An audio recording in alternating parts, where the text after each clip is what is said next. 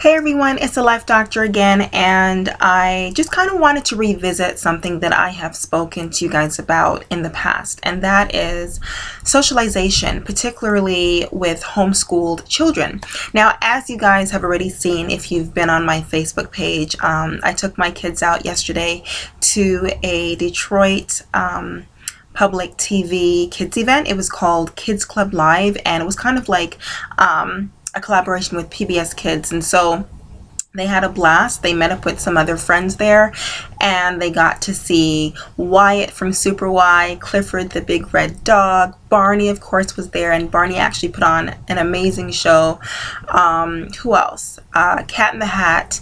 So they had a really, really good time. It was fun. It was engaging. It was educational, and just, a way for them to socialize with friends and meet up with other people and just have a really good time. So I feel like I'm taking my kids somewhere to meet some friend, to do some cool, fun, interactive thing all the time. So, which is really great. So that led me to kind of revisit this whole issue in regards to socialization. And it's because the academic school year is fast approaching, as we are now in the summer months. And of course, July, then August, then school's going to start. And, I know that I was one of the people who, prior to doing my own research and prior to making the decision to homeschool my kids, I was under this impression that homeschooled children were under socialized, socially inept, and just really at a disadvantage. But now that I'm kind of in the mix and involved and really making decisions as to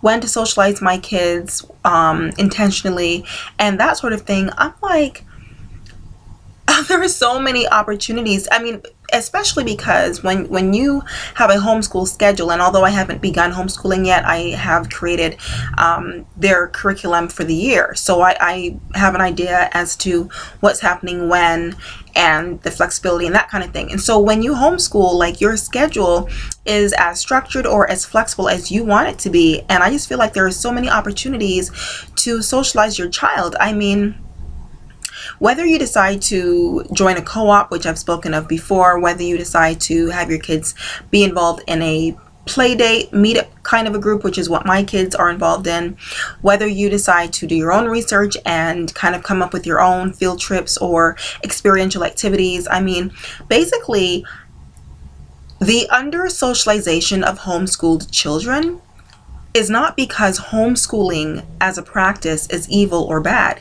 It's because the parents have failed to do what it takes to socialize their children. So the socialization or under socialization of a child rests in the hands of the parents. And I kind of feel like there are so many opportunities to socialize your homeschooled child that you actually run the risk of, I don't know if you can be over socialized, like you can socialize too much, but you kind of run the risk of going that way rather than under socializing, because there are so many things to do.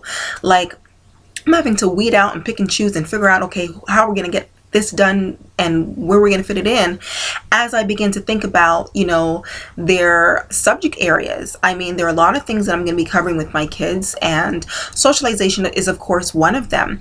But I'm having to weed out things because, like, they have to get some other things done as well, like, Bible and math and language arts, etc., etc.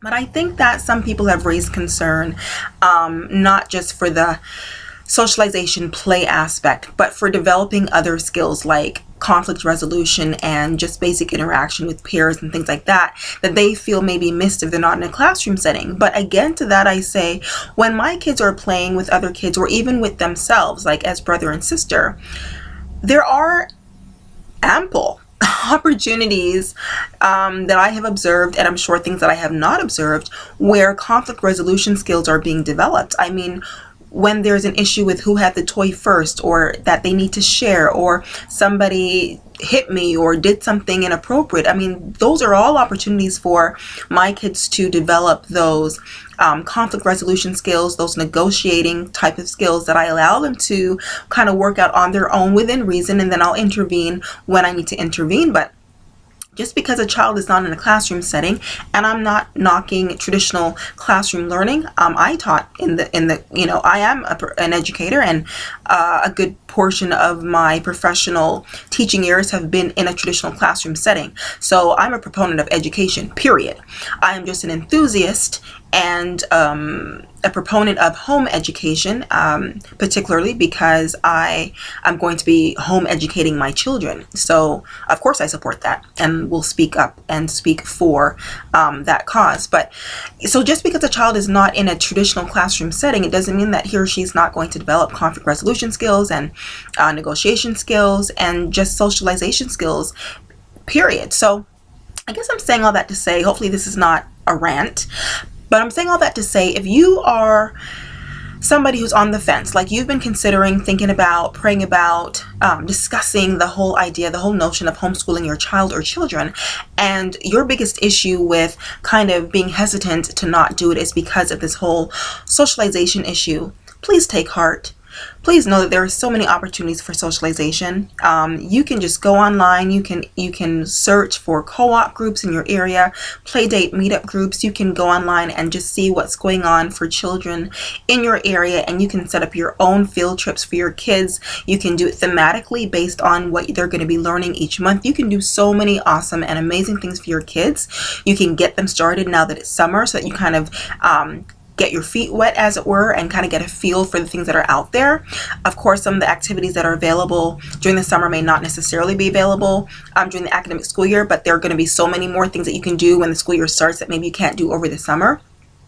But there are just so many different opportunities that I feel like don't sell yourself short because you're afraid of your child being under socialized. You have the power. It is up to you. Your socialization, or the socialization of your children rather, is up to you. And not to mention, if you happen to be a Christian and you happen to belong to a faith group and a church, that is an excellent way to socialize your children on the weekends, of course, when you go to church. But then a lot of churches, like in my faith tradition, we have something called Pathfinders, and it's something that meets weekly, and you get to meet with other kids in your age group and do all sorts of productive activities. You learn life skills and things like that. A lot of churches have like basketball leagues or other sports leagues where you can play sports with other kids and go to games and just do fun things. And so if you are a part of a church, then that's something that you might want to look into or investigate to see what kinds of activities your church has for children. And just attending regular Sunday school or Sabbath school on the weekends, I mean, that is a class for children, and that's where children learn how to study the word, discuss the word, fellowship with other kids their age, sing songs, and just do all sorts of wonderful, productive things that focus on Christ. So again, if you're on the fence about this whole homeschooling thing and socialization is your issue, then I would encourage you to rethink that. Because there are just so many opportunities. All right, so I think I'm gonna have some more pictures coming of the event that they went to yesterday. Hopefully I'll get those up on Facebook soon. But anyway, I hope that this video has been not too long and it has been at least informative for you, so that you can kind of be a little more informed as you make your decision about how you go about educating your child or children. All right, so this is the Life Doctor. I'll see you in the next video. Bye.